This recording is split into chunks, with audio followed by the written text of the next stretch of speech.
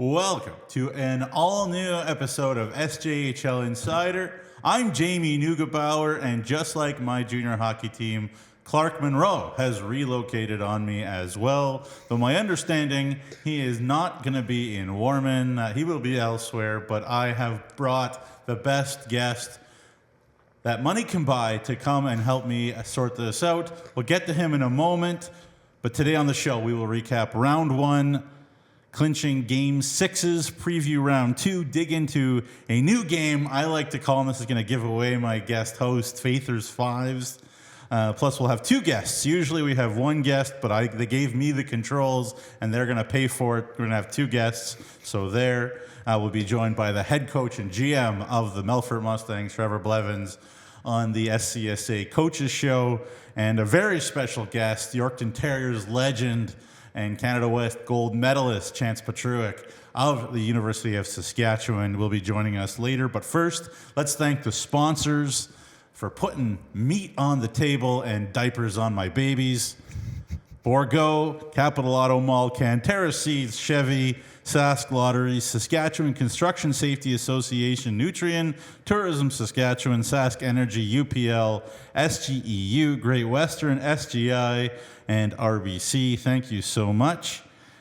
But we found the best replacement money could buy. As I said, it is Jacob Faith, our Director of Marketing, the best director of marketing in all junior hockey in all of North America, probably the world. Faith Daddy, what's doing? How you doing? Unbelievable introduction. Unbelievable start to the show, Nugsy. You're a pro. I'm honored to be on, this esteemed program, SJHL Insiders, sitting in your chair. So, I've been driving around all over Saskatchewan for the first round. So I will share some of my expertise, with you and all the SJHL fans. Tell you what, folks, like all of us really, and Jacob is a great example. Like, we work hard because we're passionate about the SJ. We're passionate about your league. It's not just a job for us.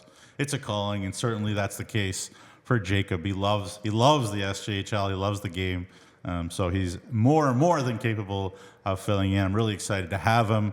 He traveled around run one. Before we get into the hat trick, you mentioned it there, the Canterra Seeds Cup Tour. Right. Tell us a little bit about that. Oh man, it was great. So we took the Canterra Seeds Cup around. The goal was to get to 6 rinks in the first round.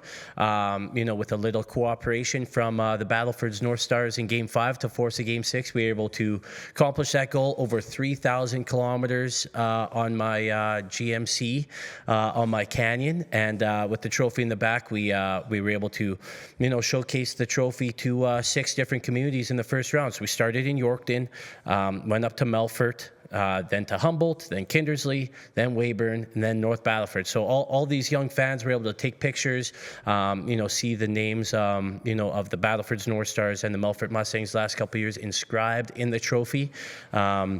We were handing out some of the history of the SJHL books and some info packets from Canterra Seeds. And, it's just a great way to get a lot of the fans kind of amped up, for the SJHL playoffs. And, apologies to the community of Melville and to Flin Flon, who, unfortunately were the two that got the scissors from the Cup Tour. But, Flin Flon, maybe, a little bit of a bad omen if that cup was in their building anyways, over the way things kind of went the last few years. But, it would have been great to have it in Melville as well. But we'll get you there next year. That's a promise. Yeah, and Melville, of course, a terrific participant in the Burger Challenge that we had this year, too. So first place. They got lots of attention for that, for first place. So there you go. Congratulations, Melville. But I get to do this because Clark's not here. So it's time for the Prairie Proud hat trick.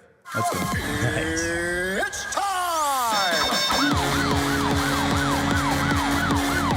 Love it. It's electric, eh? Electric. And we both got our Prairie Proud gear on. Shout out, sponsor of the SJHL and SJHL Insiders. You got the hoodie. I got the golf shirt. Hat on the table. Love it. Quality stuff. Great stuff. Great stuff. All right. Let's look at those game sixes from Monday. Monday, March 31st. Feels like 100 years ago, by the way. That was Monday. The Flin Flon Bombers with a 5-0 win in Humboldt at the Elgar Peterson Arena to clinch that series in 6. 5 different Bombers found the back of the net and cruised to a 5-0 win to take the series against Humboldt 4-2. Matt Keeper made 23 saves for his second consecutive shutout and third goose egg of the round in net for Flin Flon. Dazza Mitchell on the other side for Humboldt faced 280 shots in the series. That's about 46 per game, 2 of them over 60. And before we move on to the second game, Jacob, let's just take a second here. Dazza Mitchell, what a great career. Yeah, unbelievable. It was his third playoffs in 3 years. Unfortunately, unable to get out of the first round, but no fault of his.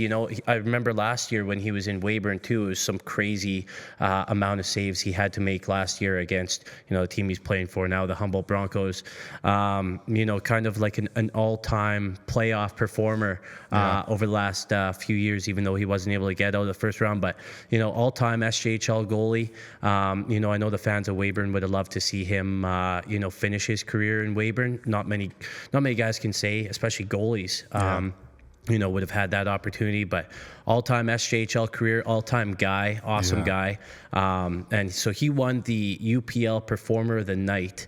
Was that game 3? Game 3, 62 saves. Yeah, 62 saves. And the morning after, I went to drop off the hat to Braden Klomosko. He says, how about you, give it to him in person, fire up the team. So walked into the locker room and fired up the Humboldt Broncos before game 4, gave Dazza his hat. Great guy, great career. Congratulations. Couldn't said it better myself. Let's get the recap graphic back up, boys. There you go. So also game 6, also on the road in Battleford's Angelo Zoll, terrific in making 34 saves. Max Chakrabarty's third period marker, long shot through a screen, through traffic. How many goals in the playoffs are scored like that? Max Chakrabarty having a wonderful Weyburn career so far his first year. And they edged the North Stars 2-1 to take the series 4-2. Jacob, you were there at the ACC.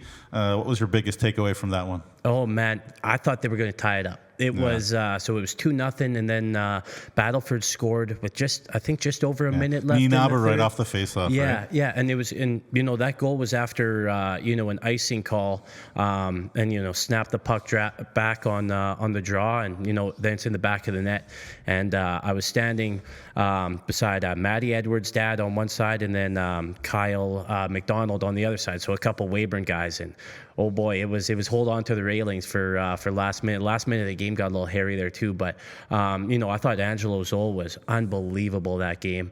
Would have been great if he was able to hold on to the shutout. Would look good on the player of the game graphic, but they were able to just kind of lock it down despite letting in that goal in the third period. Obviously Merrick was great for the North Stars, but they got the job done. They went on the road. They won 3 road games in the series, which is obviously not easy to do.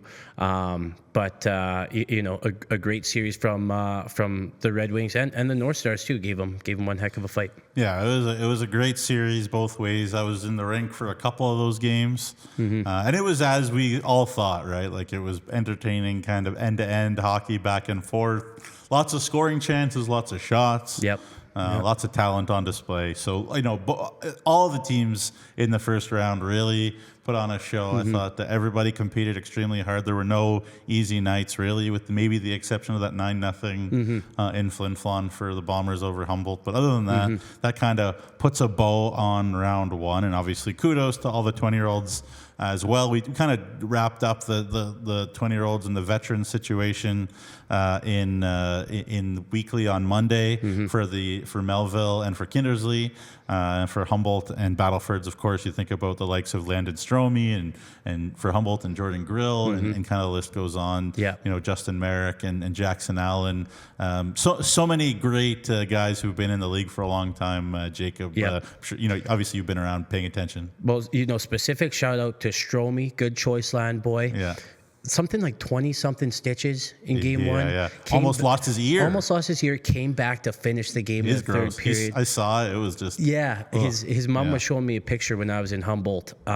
Just unbelievable. But, that's what you want out of your captain. Yeah. You know, I'm going to get 20 whatever stitches in the side of my head. I'm finishing that hockey game. That, you know, I'm sure fired up, you know, the Humboldt Broncos, you know, to make one heck of a series out of it, get a couple wins. And, you know, another shout out to Jordan Grill in Battleford's. I thought he was arguably the best player on the ice every time he was on the ice in that series. His dad, Garth, is a beauty. You know him well, too. So, yeah, unbelievable SJHL career. He, you know, won the inaugural Canterra Seeds Cup a couple years ago. Great representative at all of our SJHL showcases over the last couple years. And, you know, great guy and one heck of a player. Yeah, it was, you know, two teams just full of great veterans. You know, obviously, I also think about, you know, Boris Kaufman, you know, coming from the OJ and then dealing with injuries this year. What, you know, could have been different in that series if Humboldt had a bit more of their big boys, you know, kind of available. You know, obviously, Liam Rodman started and ended his SJ career, you know, in the league, and they're in Humboldt as well. And again, what would have been if they had that depth as well, kind of thing. So, you know, maybe it's a what have been, but I think it certainly with the character and effort was there for Humboldt in that series, and certainly Battleford's gave Weyburn all they could handle there. The last point I'll make before we move on, because I really want to take time to preview round two more than anything, is Nikita Ivashenko. Oh, yeah. You know, he could have scored 100 goals this series. He had that many chances. Yeah. And it wasn't just, Jacob, like, and you know this, you know, being around high-level players, it's not just about having hands and having a shot. It's about understanding where to go without the puck. It's about when you've passed it, where do you go next? And that kid is a genius, an offensive genius. Oh, yeah, yeah. And so we saw that a lot. And I asked Nikita, I said, you know, what's next? Are you going to be coming back to Battleford's? Are you going pro even? Like, I'm sure he has pro options back in Ukraine and maybe, you know, even Sweden, where he's spent lots of time. And he said he doesn't know.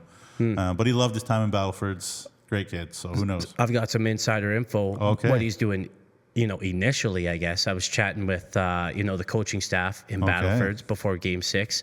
Jackson Allen, assistant coach. Yeah, that's right. Ivashenko's going to work on his farm this summer. No way. Yeah, in Davidson. Yeah, in Davidson. So Ivashenko's going to be a farmhand on the Allen family farm. Hopefully that's not secret information, but that's what he told me before Game 6. So, you know, if he's sticking around and if he's hanging around with Jackson Allen, I think that's maybe a sign that maybe he'll be back. But hey, you know what? If you know him in Battleford, send him a message, visit the farm, be like, hey, come back to the SJ. Awesome to have a talent like that. And when he was healthy, and he dealt with his, you know, tonsillitis issues and his, you know, whatever. So I feel comfortable I can say that, given it's like an illness like that, not an injury type thing. I think Nikita is a real special talent. One more point on him. Yep. Nobody's more appreciative of an SJHL gift. So he got a shirt for being a guest on the show, and he got a hat for being the Performer of the Year. Guy loves it. I know he's been texting you about it, and I was laughing with Marty Smith about how appreciative he is. And Marty actually told me a story too. His you know, like his Under Armour got lost at the showcase. So Marty got him, I forget what, I think it was an East Coast team or maybe an AHL team, got him, you know, some Under Armour so he could play, and he just loved it. He thought it was the greatest thing ever. So great kid, obviously great hockey player too, and we hope he's back next year. Absolutely. So let's move on. Let's take a look at the big playoff picture then. Here as we get to point 2, there it is. The 4 rounds. Melfort in 5. You can see Flin Flon in 6. Weyburn in 6. Yorkton in 5. So that sets up the 1v4 matchup, Melfort v. Yorkton, and the 2v3 matchup, Flin Flon Weyburn. So all the favorites ended up winning. And so let us talk about Melfort Yorkton here to start with. Let's look at the head-to-head graphic here, as you can see there, just to identify it just quickly here. 4-0 over the series there in the regular season, Melfort. You can look at the playoff stats there as well. Both teams in 5, so there's nobody with an edge in terms of health and whatnot. And what we're going to do is we're going to preview this series, and then I think Trevor Blevins will be ready, so we'll talk to him after we talk about this series, and then we'll go on to Flin Flon and Weyburn after that. Cool. Just because of Trevor Blevins' timing. I hope you guys got that in the back there. That's okay. So 4-0 Melfort, Jacob. They won all 4 games after the trade deadline as well, so it's really recent for Melfort. 20-6 overall were the goals against Yorkton this series. 43-24 the scoring chances. So it should be a very interesting series. Melfort's certainly the favorite, but what is the one key matchup that you're looking at for this one? Nugsy, we got the Borgo Forward of the Year, Jaron Denwaye, versus the Super U Defenseman of the Year, Nick Andrusiak. So I think that's the easy answer. You know, the offensive firepower of that Denwaye line, and you know, the Mustangs, they really got 6 or 7 D-men that could be on the top pairing in on most teams in the SJHL. So. You know, I'm sure, you know, each team or each line will kind of have their moments shift by shift, but who can kind of stack those on top of each other. When you look at, you know, the playoffs, I think, you know, a lot of the time, whether it's hockey, whether it's football, you kind of you kind of ride with, you know, the defense if we're in the business of, you know, picking sides here per se. You know, I've loved the way Andrusiak's just been able to lock guys down. I think he missed game 4, if I'm not mistaken. Did he play game 5? Yeah. Okay, so he's healthy. He's good to go. That's great. And Kyle McIntyre and I will be presenting him his Defenseman of the Year award before game 1 on Friday night. That is the, you know, obviously the specific matchup I'm looking for. Yeah, well, that should be very interesting. Obviously, a lot of people talk about that Yorkton Terrier ability to score lots of goals, but not enough people maybe talk about the D-core for Yorkton, and certainly they are young, much younger than the Melfort D-core. Right. They only have one 20-year-old, and that's Harrison Aldridge, who, you know, isn't, you know, maybe he's in the top 4, maybe not, but he's a very useful defenseman for Yorkton. But you know, impressed with him, but still, it's pretty youthful back there. The Terriers gave up 8 goals in the 4 wins versus Melville, so you take out the 1 loss where they gave up 5, and one of them was kind of a garbage time goal too. They gave up 8 in those 4 games, so 2 per game, that's pretty good. Yeah. But Melfort did score 49 more goals in the regular season than Melville. So so let's see if they can handle it. You know, just 2 more things before we get to Blevins. Big trade, of course, last year. We have to mention it. I did reach out to David Coyle. I said, David Coyle revenge season 2025, Yorkton Terriers. Of course, if you don't know what I'm talking about, last year, the Melfort Mustangs acquired Clay Sleva, the captain of the Yorkton Terriers, from, you know, in exchange for David Coyle, Tommy Reese, and Cale Johns. And all 3 of those guys have played in the playoffs for Yorkton. And in the case of Coyle and Reese, very important players. How much do you expect that's going to motivate Coyle and Reese? You know, not that they dumped him for nothing, because obviously Sleva was huge for Melfort, but you think that's going to motivate them a lot. Kind of a win-win trade for both teams, I guess, hey? But, you know, I think those guys will be, you know, pretty fired up to, you know, show Trevor Blevins maybe what he got rid of. But, yeah, what a trade for both sides. And, yeah, just, you know, if you kind of add a little bit of extra motivation, and obviously those Yorkton guys kind of knowing, you know, a lot of the players personally, maybe a little extra motivation, but also knowing, you know, how they play on the ice as well. That'll be interesting to watch too, for sure. It'll be fun. For sure. And obviously Coyle and Reese have been terrific all year, really, but especially in the playoffs. You know, David Coyle and Jaron Denwaye together, especially with William Leonard on that line, were really the offensive straws that stirred the drink. Obviously, Tate Schofer was very good too for Yorkton, but those 2 were really important. And then the last one that we'll mention here before we get to the interview here, because apparently Trevor has an appointment, so I don't want to keep the coach of the year waiting. Keep him happy. Gotta keep him happy. Is Callum Craig in net for Yorkton, likely the starter after he kind of took over for Ethan Farrow, even though he's 18. Will take on Christian Coombs, we understand, in net for Melfort. What do you see in that matchup? Yeah, well, you know what?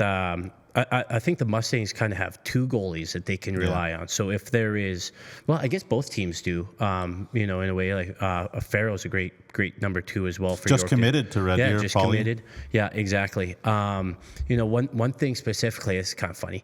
It was in Kindersley game 4. There was one player who had he had a blue mohawk and like bleached his hair, and I said to Shugs, the assistant coach, "Is that one of your guys?" He's like, "Yeah, that's Coombs." So that's a personality. And you know what? That's maybe what you want out of your goalies, to be a little different, but also be pretty comfortable to kind of be doing something like that. But both goalies have been great. Obviously, Coombs.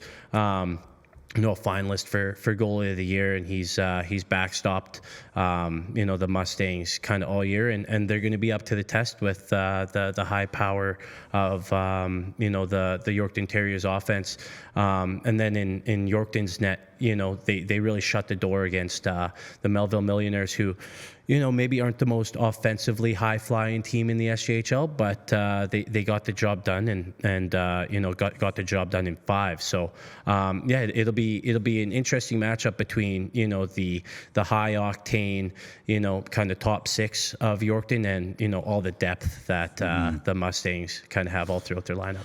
Yeah, I mean, I would counter and say that Melfort scored 4 more goals in the regular season than Yorkton did. But again, I think maybe certainly there's guys on Melfort that Yorkton would take, and there's guys on Yorkton that Melfort would take. So it's so it should be very interesting. I guess front, didn't mean to discredit that top line of the Mustangs. Kota and Hutchinson Summers, and Hutchinson. Whatever, Yeah, lots of weapons. But no, certainly Yorkton's been a fun team to watch all year. The question is whether they'll be able to bring that firepower to bear. They did have a 25% power play in the first round against the Doug Johnson's penalty kill in Melville, which is pretty good. Of course, they only had 16 power plays, and that was something Emery Lawson, I think, was hoping for, that they would have a bit more opportunity on the power play given the tight checking that Melfort was playing. But, we'll see if they can get power play opportunities against Melfort, if they can take advantage, because, of course, Melfort's got a great penalty kill as well. Now, we can ask the man himself, who is the architect of that penalty kill,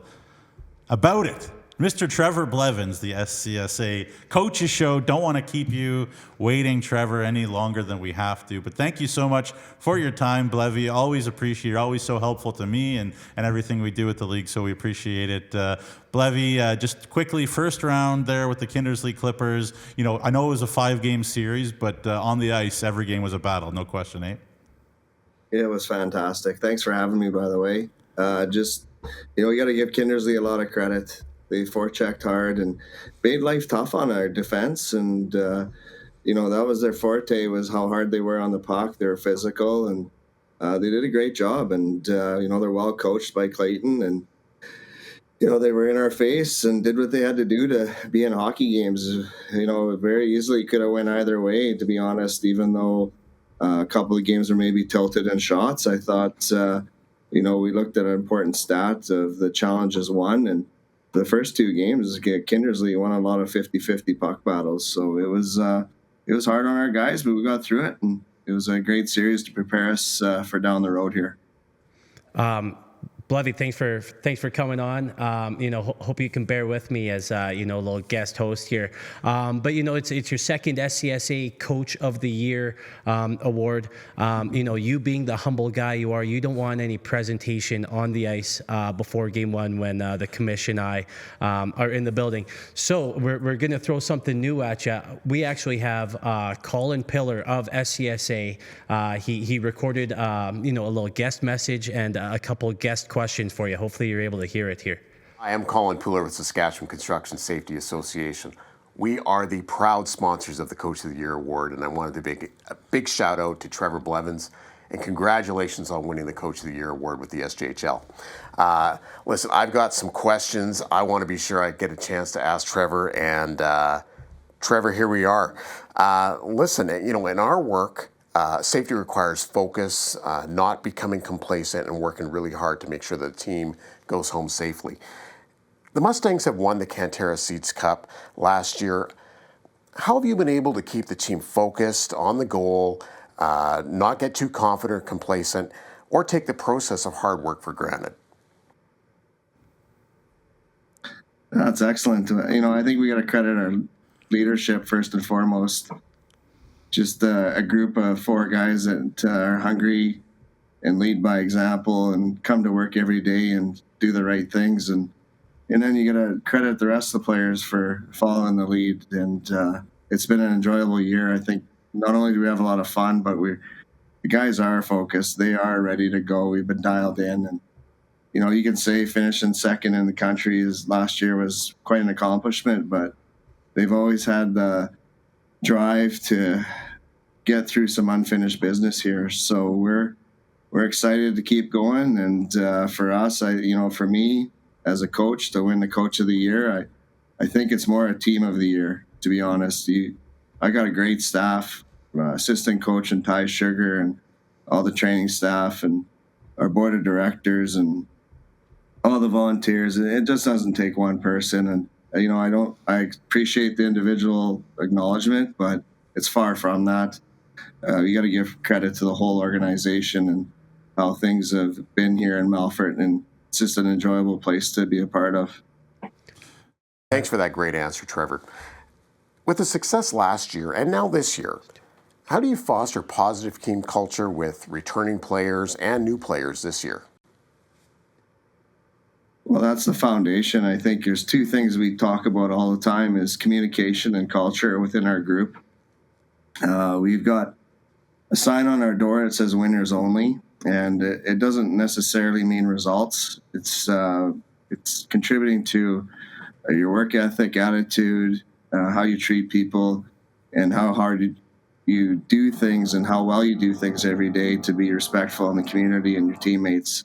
So to me, it's more of a process-driven, winners-only approach, and it seems to foster itself every year here in Melfort. Hey, thanks again. With 46 wins this year, how do you keep the team mentally fit to win game after game and ultimately stay first in the league all year long? Well, for us, it was more there's a target on our back, I thought, from the start of the year. And we recognized it early, road trips in Estevan, Weyburn, and up to Flin Flon. So it was one of those things where guys persevered, I thought, and really took the challenge to be that in the league. And, for us to basically almost go wire to wire was quite an accomplishment. But, you can ask everybody in that dressing room.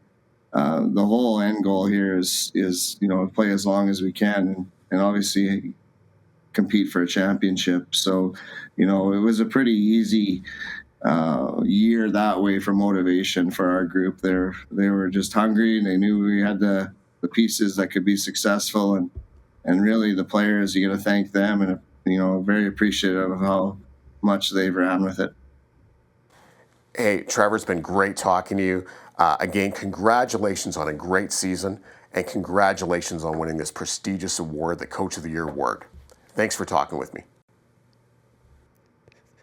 Unreal news segment from the Sask Construction Safety Association. Great coach, even better guy, deflecting a lot of the thanks to the organization. The Mustangs are a well-oiled machine with you at the helm and kind of everyone behind the scenes.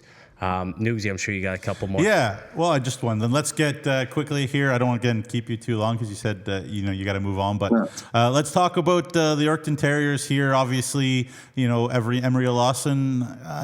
What needs to be said. The job he's done this year, kind of turning that organization in a different way. Just tell us about the challenge that they present to your club.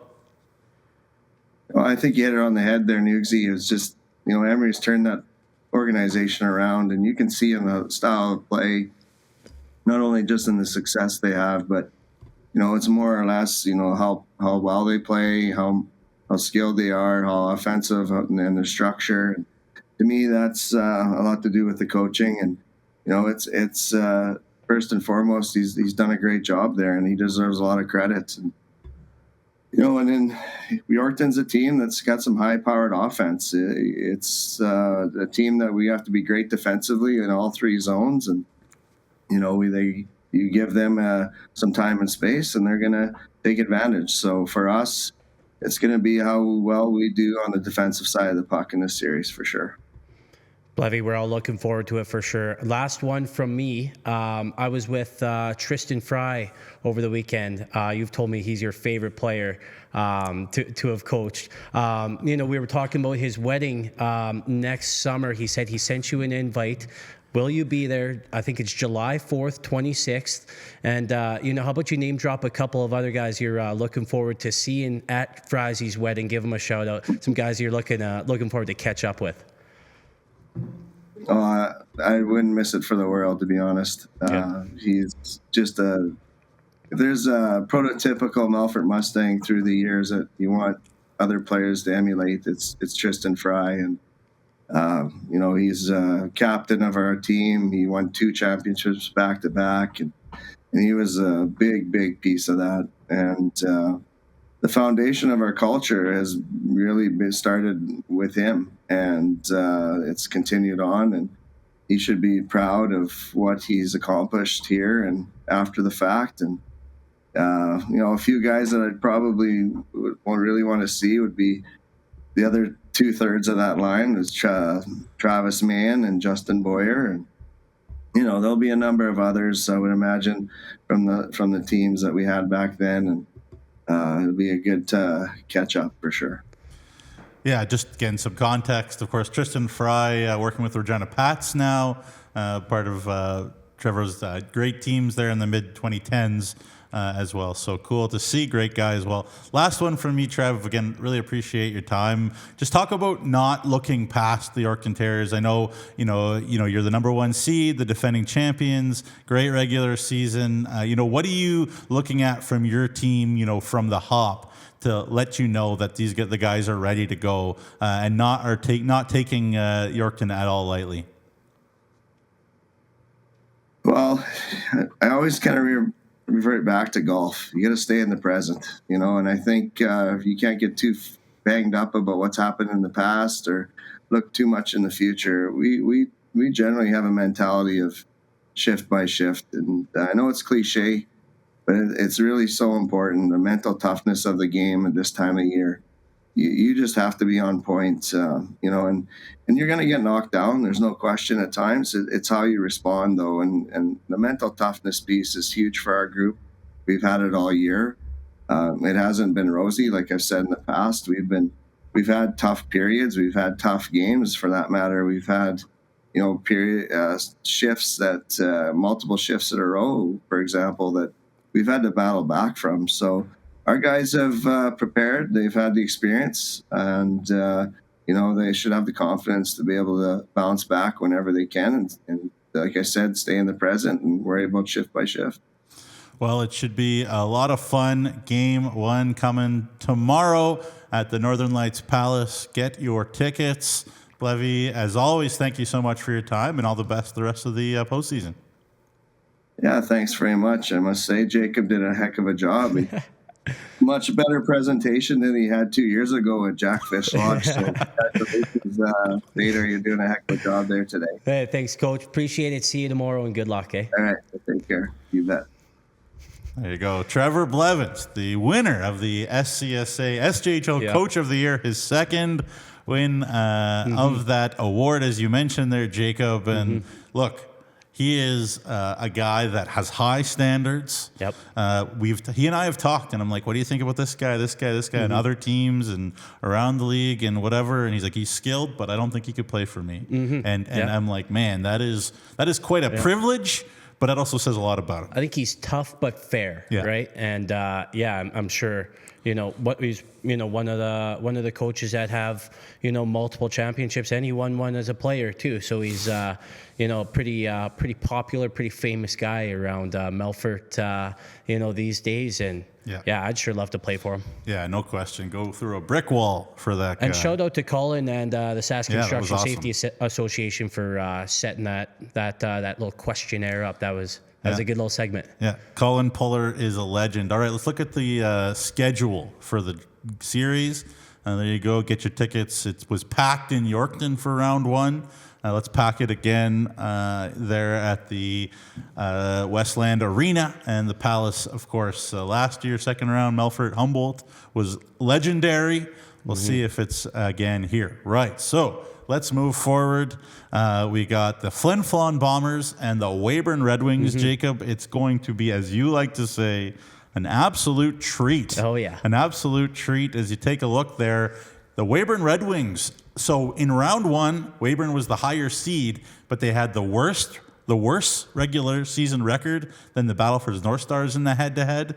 This time, Weyburn's the lower seed and have the better regular season record. So Weyburn won 3 of 4 against Flin Flon. Blew my mind. So there you go. But of course, 3 of those 4 wins or games were before the Bombers got Matthew Keeper. So it was early in the season. I'm sure that's what Mike Reagan is probably saying when he's listening to this podcast on his walk. There in Flin Flon down at the boardwalk, Flinty's boardwalk.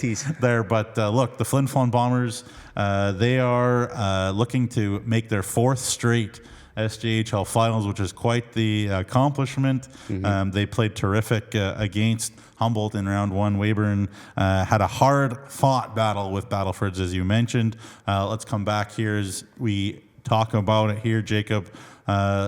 In the regular season, as I said, Weyburn won 3 of the 4. 10-8 was the score, so not much to choose. But much more scoring chances for Flin Flon whenever you get up to the Whitney. That's usually the case. Matthew Keeper only played 1 game of those 4 against Weyburn. That was January the 24th. The 3-2 overtime win for Weyburn in Weyburn. What is the key matchup that you're looking at here? Speed. Yeah. Speed, I think. So, everyone knows, that top line of Weyburn with, DK and Maharaj, they can fly. So if, I think the Bombers can skate with them, I think they'll have, a good chance. Or if they can, make it slower kind of game, I think that will suit them well. We were both at that late January game in Weyburn when that overtime win, hey? That was probably the best. That was probably the best, regular season game, we've seen all year. I don't remember why, or maybe we just went just cause. But that was an unbelievable game. And I happened to be up in Flin Flon at the start of the year when Weyburn did their Flin Flon road trip too. And Weyburn won both games. I think it was like Parents' Weekend. Yeah. And Mike had never lost both games at home on Parents' Weekend, and Weyburn won both games. And Weyburn was feeling pretty good about themselves. That was when everyone in Flin Flon was feeling like the sky was falling down at the start of the year. So obviously a different team now than then. But if this series is anything like that, late January game that me and you went to, buckle up. It's going to be a lot of fun because, it was just so fast, so skilled. And you know what? Another matchup too is, obviously, Keeper won our goalie of the year and MVP. Zoll, I can't believe wasn't a finalist. I think he should have been. I think he's, number 2, maybe number 3 goalie in the SJHL. So the goaltending, who's hot at the right time, who's making the timely saves. But I'm looking forward to the speed and seeing if Flin Flon can keep up to it. Yeah, it should be interesting. You mentioned the goalie matchup. Angelo Zoll in 2 games against Flin Flon this year, a .961 save percentage. Pretty good. Not bad. Matthew Keeper played that 1 game, as I said, a 3-2 loss. Could have gone either way. I guess you mentioned, Weyburn with those 3 of the 4, but again, that was a while ago. Is Weyburn underdog? How much are they an underdog? Is it a dead heat? Are they an underdog? How do you look at that? Yeah, I think they are the underdog. Yeah, they are. The Whitney Forum and what the Bombers can do at home, gives them quite the edge. One little bit of information here. I was going to talk about it during the Battleford series. The Weyburn Red Wings in that first round, they stayed in Battlefords after Game 4 and then after Game 6. Like I said, I was watching that Game 6 with Kyle McDonald, who is actually my sports psychology professor at my days at the U of R, but he's like their sports performance. Sorry, I don't know his actual title, but they've taken a big piece of that extra rest. If you head home on a 5-hour bus drive, after playing a hockey game, you're probably not getting a good sleep. You're getting home at 3 or 4 in the morning, and then the next day is kind of a write-off. Where what they did in the first round was they, stay the night, get on the bus, get back to the rink, and then have a skate the next day. So, I think that they have thought that has helped them on the road quite a bit. Now, the 8-ish, maybe 9-ish hours from Weyburn up to Flin Flon, plus the hour time difference, may be a little different, but with I guess the plan that they've had to attack teams on the road and get that extra rest when they can, maybe can help them out heading up to Flin Flon in the Whitney Forum. Yeah, like 800 kilometers, something like that, between these two teams. And look, the schedule is set. Like, that's what we said. Yep. Games 4, 5, and 6.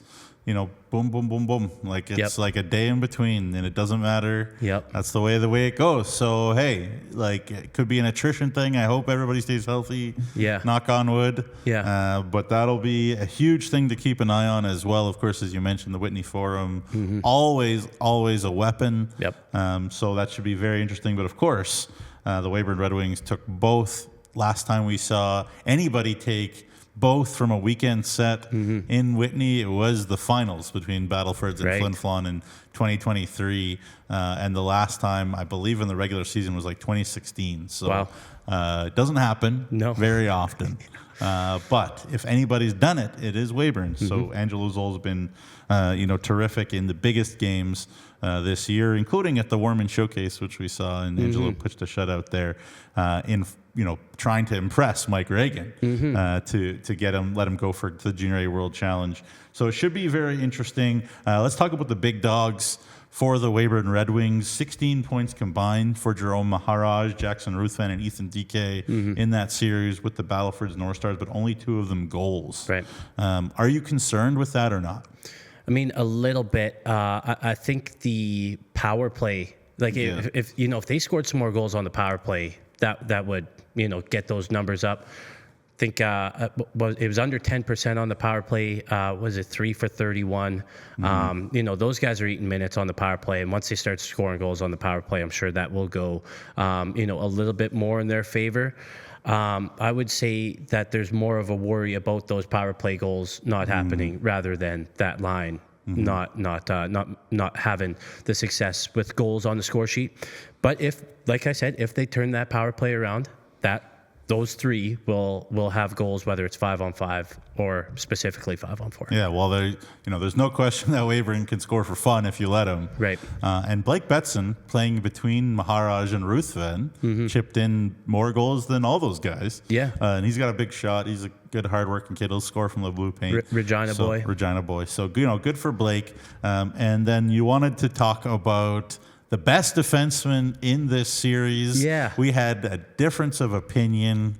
Who are you going with? Well, I know who you're going with, Yeah. so there's no reason for me to pose that question. You biggest Liam Hunks fan. In the world, maybe. Yeah, but I think it's interesting because Chakrabarty I thought was great. I said earlier I thought Grill was the best player on the ice in that series. Yeah. But in this series, Chakrabarty I thought was great. But Weyburn's got depth at D too. Yeah. Blanking on his name. Who was that? They got Schrader, they got Oxlagren, they got Carmen, they got you haven't even lots said of guys. That guy, he was playing on the U18 team at the showcase in Winnipeg. Well, yeah, Simon Martin hasn't played, Yeah, just like such a smooth skater. So they've got depth at D, and obviously there's some big guys like tough to play against. Flin Flon's the same on the back end, but D1, if we're doing like the defenseman number 1, if we're doing like a fantasy draft, I know you're going Hunks, but it might be Chakrabarty. Well, I did pick Hunks first overall in the fantasy draft, and I'm feeling good about it. 10 points as a defenseman. Obviously, Chakrabarty wasn't bad at all, and I brought my good buddy Lindsay, who knows the game really well too, was a referee, AAA U18 level, and he was saying that Chakrabarty stuck out big time, and was the guy that looked the best player on the ice to him when Weyburn was playing Battlefords. So obviously he's easy to see out there too. So it should be big boy, tough to miss. miss. Yeah, tough to miss. And it should be a great advertisement for the SJHL. Oh, yeah. These two teams, very, very impressive, sort of top to bottom. Guys in their roles. They're not four lines of, first liners. They're guys that fit roles very well. They match up. My one concern for Weyburn is that I know, and Cody Mapes knows that they can play better than they did in that first round, and they kind of got away with it, I think. And so it's time to put on your big boy pants, Weyburn, go into your closet and play like a big boy like you have before. No disrespect at all to Battlefords, because it was a great series, but I know Weyburn can be better, and they'll have to be, because the Flin Flon Bombers have all the experience in the world, 3 finals appearance in a row, trying to make it 4, and that would be quite the achievement for Mike Reagan and his fellows. Now let's look at the schedule ahead as you take a look there again. No room for rest down by the bottom there. Where are you going with it? Well, as I'm saying, Game 5 is in Whitney Forum, then 14th there is back in Weyburn, and then so it is going to be grueling for these guys if it goes deep. But it should be interesting. But yeah, get your tickets to the Whitney Forum. I don't need to say that to Flin Flon fans, but I'd love to see Crescent Point Place, jam packed like it can be too. And again, you won't be disappointed if you tune in. And if you can't tune in, make sure you tune in and get your subscription on Flow Hockey, Jacob. Oh yeah, that'll be really, really fun. All right, let's go to the third point here of the hat trick. Very excited for this. It's a new segment. We don't have a sponsor yet. I call it Fethers Fives. So what this is, folks, is that I gave Jacob three categories to make top 5 lists. So Jacob, I've got them prepared. I'll let you take away. First topic is the top 5 restaurants in SJHL stops on your many journeys around the league. Well, I mean, obviously I do enough traveling around the SJ, so I've got quite a few restaurants. 2 honorable mentions before we get into the top 5. The Bears Den in Gronlid, it's about maybe 20, 30 minutes. Home of Benny Tkachuk? Yeah, home of Benny Tkachuk. 20, 30 minutes north of Melfort. Maybe the best chicken wings in Saskatchewan. It's like it looks like an old Western saloon. The Bears Den, unbelievable chicken wings. Get a barrelizer, secret recipe. It's unbelievable. The other honorable mention is the Red Lion in Kindersley. Honorable mention because I haven't eaten there, but we've had a couple pretty fun nights at the Red Lion, the bar in Kindersley. All right, number 5. Warman is a new community, but the Rail Bar and Grill. You know that place. Me and you, of course. What do you call that? Like they've got like the punching bag. I was about to mention that. Yeah, and it calculates how hard you're punching it, and they got all kinds of games in there. It's unbelievable. And the little loony machine in the bathroom, if you know, you know. Number 4, Montana's in North Battleford. It's unbelievable. Iconic. They stayed open late for us. On Monday, I was out with Cody and his staff after Game 6, and you don't get a Montana's anywhere else, I believe, in the SJHL, and it's right beside the hotel. So yeah, unbelievable. Great spot to go get some barbecue after a game in Battlefords. Number 3, Mike Reagan will appreciate this. Rax up in Flin Flon. Raj always cooks the post-game meal for Mike and the Bombers coaching staff. I've gone with them, many times to Rax. It's like a big pool hall. They've got like 100 pool tables up there. When it's buzzing, it's buzzing up there. A lot of the time, it's just the coaching staff and Raj serving us some unbelievable chicken wings.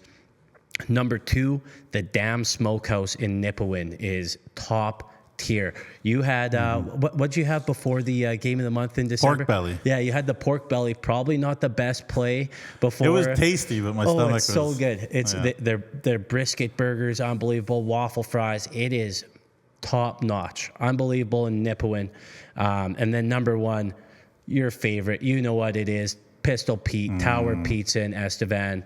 Pete's unbelievable to us. The pizza's Love it. the best pizza in Sask. All right. That's Fethers Fives. Fethers- Top 5, top 7 restaurants in the Unreal. SJHL. You know what we're going to do? Well, let's save the second one. We'll jump to the third one. I just want to throw in for my restaurant, I had Jed's in Melville, the Vietnamese Chinese place, whatever. It was really good. Had a really good noodle bowl. But we'll have to bring back Fethers Fives for the second one for the hotels. Gotcha. So we'll save that one. Okay. But we'll jump to Fethers 5, top 5 playoff performers in the 2020s. Yeah. Because we're now halfway through the 2020s. Yeah. And that's as long as, Jacob and I have worked together in the league. So, Jacob's been paying attention for a long time, but really as an employee for the league for Jacob since 2021, 22. So, so there you go. So the top 5 playoff performers of the 2020s so far. Nugsy, I was texting you last night. I had like a list of like 15. Yeah. So what I did was I broke it down. I have 2 categories, goalies and players, because I realized 3 of the 5 that I want to put on my list were goalies. So we'll start with goalies. Number 5, Boston below us in Estevan. That year they won. Unbelievable. Number 4, Daza Mitchell. Unfortunately, didn't win a playoff series, but geez, he was good this series and in Weyburn last year. Number 3, Cal Shell. That year, Flin Flon lost to Estevan. He was dynamite. I'm surprised to see who's 1 and 2 after Shelley. Shell was unreal. Cal Shell, no offense to below us, he should have won the playoffs MVP, even though they lost. I understand. Number 2, James Venn last year was dynamite, lights out. And then number 1, Josh Kotai from Battlefords a couple years ago. They only lost 1 game all playoffs. Yeah. So that's pretty against good. Daza Mitchell. Yeah, exactly. That was unbelievable. Yeah, I mean, that's great. The one I'd throw in, and I mentioned it to you, is Cam Herdlicka against Flin Flon when they went 7, and there was that ridiculous bounce on the boards off the overtime off the stanchion. The Whitney Forum. The Whitney Forum helped Mike Reagan again there, but it was a great performance. The great top 5 goalie list. There you go. Now you go for players. Okay, quick. players. Number 5, Xavier Lapointe, the D-man on Flin Flon. That year they lost to Estevan in the 22, final. He was as dominant of a D-man pretty much as you can remember. Number 4 was Pouliot from Estevan, the year that Estevan won the championship. He was unbelievable. That guy could score any shift he wanted. Number 3, Kean Bell. What more needs to be said about Kean Bell? That guy was unbelievable in the SJHL. Number 2, last year's SJHL UPL MVP of the playoffs, Chase Friedmore, was unbelievable too. Like dominant. Every shift he was out there. So good. Number 1, Steven Kesslering. Remember how good he was? Battlefords. The year Battlefords won. Battlefords had that top line of Bell, Dole, and Southgate. Yeah. But then Kesslering on that second line was, unplayable. He was so good. So, if you don't like it, tweet at me. I'm deleting the app until everyone forgets about it. So I'm not replying. But tweet at me, Facebook comment. Let me know what you think. And it's my list, not yours. So yeah, love it. That was well done. Thank you. Very, very proud. That was terrific, Jacob. Way to go. That was awesome. The one guy that maybe, I don't know if you mentioned him there, Olivier Pouliot. Yeah. Kept scoring in overtime for Estevan. That was number 4. That year. Oh, number 4. Thanks for listening. I'm sorry about that. And then the other one, Leith Olofsson, alongside Freemore. Oh, yeah. There with Melfort. He was unbelievable as well. It was just so kind of steady and responsible and physical to let Frito go and dominate in every other way too, and that was pretty cool. And obviously that just whole top line for Melfort last year. Got to mention Hutchinson and Duguay and Saliva together. That was as good a line as you could see too. So. And who will make history this year? We'll see. Could it be Riley Kotai walking in his brother's footsteps? Could it be Ashton Hutchinson walking in his brother's footsteps? Yeah. Could Jerome Maharaj, put on a show? We'll see. Obviously, going down the list, Jaron Denoye and David Coyle have been hard to stop too. So this should be a lot of fun. This is where players and fans and pundits like us remember your names and performing. And the last thing I'll say is, and hopefully Chantz Petruic is ready to go here. is I always find the second round is the best hockey in the whole year because it's the best teams and they're not as beaten up as they are in the finals. So it's intense and it's emotional and it's passionate, but it's also not as beat up as attritional. So should be a lot of fun. And now we have a real legend, a real treat. 110 goals, 243 points in 158 SJHL games, 19 points in 18 playoff games for the Yorkton Terriers between 2017 and 2020, something like that. He is just coming off of a bronze medal performance at the U Sports Cup in Ottawa with his University of Saskatchewan Huskies. It's a man who agrees with me that blue Gatorade is the best Gatorade. It is Chantz Petruic. Chantz, thanks so much for your time, bud. How are you doing? I'm doing good. How are you guys doing? Thanks for having me. Yeah, good. Do you agree? Do you still agree that blue is the best Gatorade, Chantz? Because Jacob and I were arguing a little bit. Yeah, no, I would still agree. That's definitely got to be the best flavor. There you go, Jacob. You want to rebut that? Or? I like the white one. What was it, like the cherry? Yeah, the white cherry. It doesn't make your mouth all blue or red. I'm a big fan.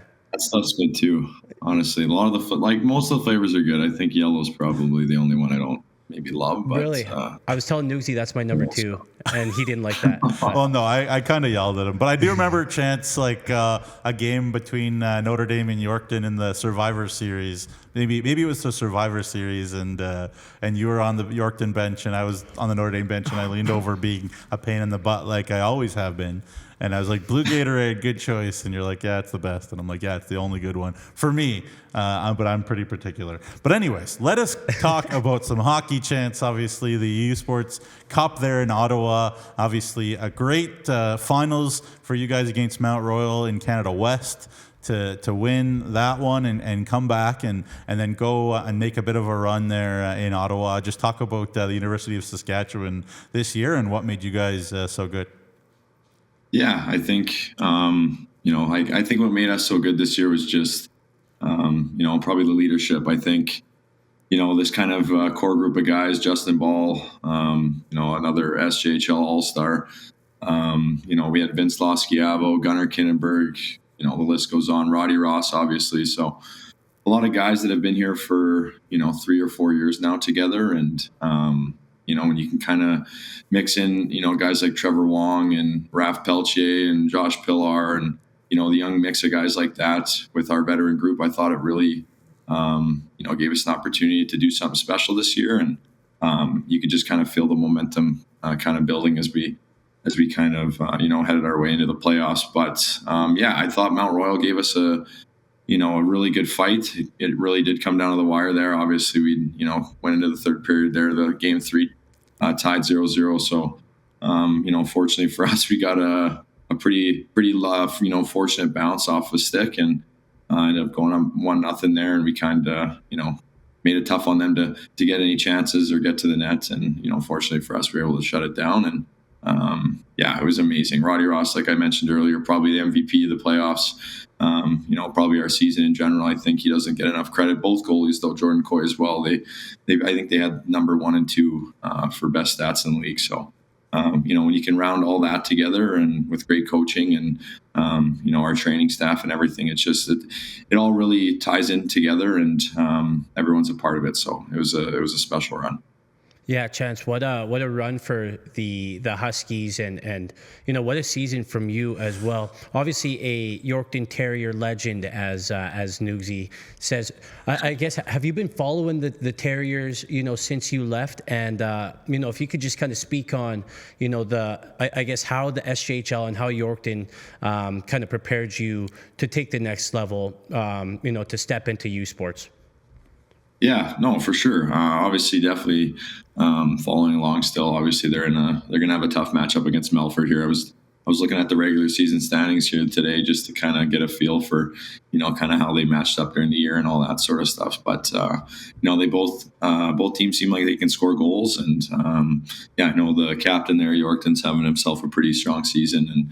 And he's looking like, he's leading the way there offensively. So hopefully he can kind of keep that going. And, like you said, I thought the SJHL was, really crucial to, my career as a player, but also as a person. I think I learned a lot being out there, and I had amazing billets at the time out there, Darren and Nicole Campbell, and they just gave me an opportunity to have a job out there and to do other things outside hockey. And but yeah, the hockey side of things was amazing. Obviously, I got an opportunity to, play on the power play and do things that I maybe didn't get a chance to do in the Western Hockey League. And, I really, really started to find, my groove and, found out kind of what worked for me. And, fortunately for me, I was able to kind of, get a call from Mike Babcock to go play for the U.S. Huskies. I guess maybe in a way it was a little unexpected, just due to, how late in the off season it kind of was for recruiting and that sort of thing. So, it's weird how life works out. Sometimes it was a pretty good opportunity for me. And, I think back to my time in the SJHL, like I said, just the confidence thing, Matt Hare, and, we had Brett Pepler, Scotty Musqua, Zach Ricacci, the list goes on. Those guys just believed in me. We had awesome teams, buddies for life, all the cliches, but, can't speak, more highly about the SJHL and the opportunities that you can get coming out of a league, that caliber. And I really don't think even today it still doesn't get enough credit for the players it's produced. So, I really honestly had one of the best couple of years of my life there. And, I credit a lot of my success now to playing there. Yeah, that's awesome. And obviously, the proof is in the pudding with your team. You mentioned, Justin Ball. Talk about, yourself and Justin Ball, like two guys that were just impossible, it seemed, for SJHL defenses to stop when you guys were out there, and still key players at U Sports level. Obviously, my good buddy and yours, Jared Penner, who was too busy to come on this pod. No, I'm just kidding. I love you, Pens. But obviously, Benny Tkachuk as well for Melfort. Do you and Benny Tkachuk and Ball maybe then have a little bit of a wager, a little bit of an argument of this series come up? Obviously, Ball and Tkachuk, longtime Mustangs, yourself a Yorkton legend. Are you going to maybe have a little wager, a little bit of an argument? What's the plan for that? Yeah, well, we had our kind of our year-end banquet type thing last night. So we kind of, chatted a little bit about, the upcoming week here of those two teams going at it. Of course, there's always, banter going on, and I'm always going to ride with the dogs, obviously. And, like I said, I think both teams are going to put up a really good fight. I think it looked like Melfort kind of, dominated the regular season series. But, I remember I told Justin last night, I feel like it's probably going to go 6 or 7. So I guess that's all you hope for as a fan. And, I guess touching on Jared Penner there, he did mention that, he wasn't able to do this today. So, unfortunately, you guys have to deal with me now. So it's kind of works out, I guess, for me. But we love all our SJ alumni everywhere, even if they don't have time for us, like Penner. No, I'm kidding. I guess I could ask Keith Sorensen too. He's a beauty, but they didn't play too much in SJ. But anyway, last question from me, Petro. Really appreciate it. Then fourth year, just finished at the U of S. Do you plan on, I guess, coming back? I know maybe you're celebrating still your championship, but what does the future maybe hold for you? And even given the fact that guys can go to NCAA if they want to, obviously you have pro experience. There's a lot of options, it seems, potentially on the table for you. Yeah, definitely. Yeah. So fortunately for me, I have, I think just a handful of classes left to finish up. So I'll probably exercise my last year eligibility here. Like I touched on earlier, we got a lot of, strong young core coming up here. And I really think that we can compete again next year to repeat as champions. And ultimately we fell short of, our main goal of capturing a gold medal at nationals. And that's something that, I've wanted to do since I've been a Husky, and everyone wants to be a national championship once you get to school, just to see how hard it is and, how special of a feeling that would be. So yeah, absolutely. I think coming back here is just going to give me another, year to develop, another year to just try and get better at the little things, defense and, just kind of get a little stronger. And, I think just after next year kind of commences, just having a degree in the back pocket and, just an opportunity to maybe go overseas or, kind of see what's out there in North America. It'll be, like you said, there will be lots of options. And I'm looking forward to, honestly, another good summer here at training with the guys. And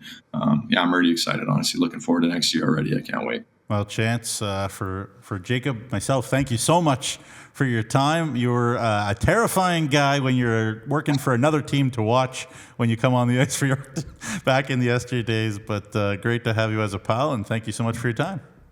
Absolutely, guys. Anytime. Thanks for having me. Take care. There you go. That was Chantz Petruic, SJHL legend, Yorkton Terriers legend, U of S.